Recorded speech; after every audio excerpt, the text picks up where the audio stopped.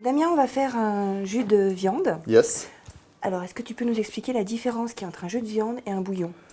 Là, on va chercher à faire très peu de jus, mais un jus très concentré. Et la différence, c'est que le fond blanc de volaille ou le bouillon de volaille, il est blanc. Alors que là, on va chercher la couleur. D'accord.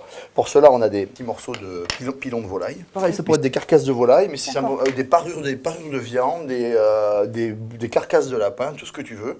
Ce qui est important, c'est qu'on ait des aliments pas trop chers. Hein. C'est plutôt les parures. On fait chauffer un tout petit peu d'huile au fond d'une cocotte. Et on va poser les morceaux bien au fond. On va les faire colorer. Vraiment colorer. On va vraiment chercher la couleur. Et c'est une opération qui est un peu longue parce qu'on va le faire en 2 ou 3 fois. Ce qui est important, c'est qu'on ne remue pas de suite. J'ai mis, on laisse reprendre la chaleur, on laisse colorer. Si on remue de suite, ça risque de bouillir.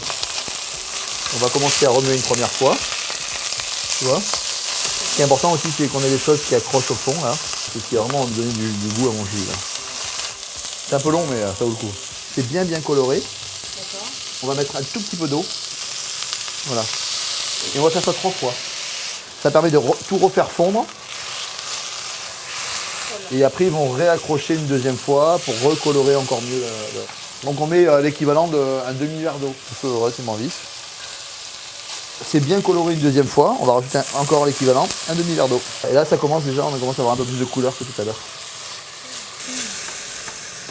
On laisse évaporer.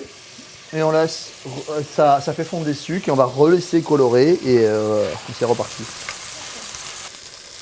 Voilà. Tu vois ici là, ça commence bien à accrocher, ça c'est super intéressant ça. Voilà, là, top. On est à la 3e fois, on a quelque chose de bien caramélisé. Je baisse le feu et je vais rajouter mes petits légumes. Alors mes petits légumes, je vais les couper assez fins. D'accord. Et qu'est-ce qu'ils vont apporter les légumes? Ils vont apporter de l'eau. Pour redissoudre à nouveau. Tu vois ici? Donc là on a mis un demi-oignon, une demi-carotte. Ou à peine un petit quart de carotte. Ce qui est important, c'est de faire bien revenir les légumes, qui se gorgent de gras et qui prennent bien les arômes. Moyen. On peut aider en rajoutant une cuillère à soupe d'eau. Voilà, à peine. Tu vois, pour faire fondre tout ça et aider à la fonte et avoir un résultat super. Tu vois, ça décolle. Là on sent vraiment le parfum concentré de la viande. Ah oui, là on est sur quelque chose de super concentré là. On va rechercher un petit peu la couleur. Hein. L'ail, on va le laisser en chemise. Alors, au niveau du goût, ça apporte rien. Ça va protéger l'ail de la cuisson et ça va éviter qu'il brûle. Voilà. Donc là, ça réaccroché un tout petit peu, c'est impeccable. Et je vais dire que mon jus est fini. Donc là, je vais procéder au mouillement. Et surtout. Alors, quelle quantité? Voilà, je vais à peine mettre à mi-hauteur. Mi-hauteur. On va mettre un petit peu de thym juste pour parfumer. Un petit peu de laurier, mais un tout petit peu. Et puis voilà, on va laisser cuire. Et on sale pas, on poivre pas? Non, on ne sale jamais un jus parce qu'on ne sait pas jusqu'à quel point on va le réduire. D'accord. Donc on verra à la fin, on l'assaisonnera à la fin. On va laisser bien réduire tout ça et on va voir le résultat dans une demi-heure. J'ai mis un petit peu d'eau, un petit peu trop d'eau exprès. Donc je veux qu'elle s'évapore, donc je ne mets pas de couvercle. Et en plus, si on met des couvercles, ça fait des jus relativement troubles et moins beaux. On a quelque chose de super lié. On voit que le jus, il est un petit peu lié, un petit peu épaissi. Tu vois, mais naturellement avec la gélatine naturelle de la viande. On va le passer au chinois.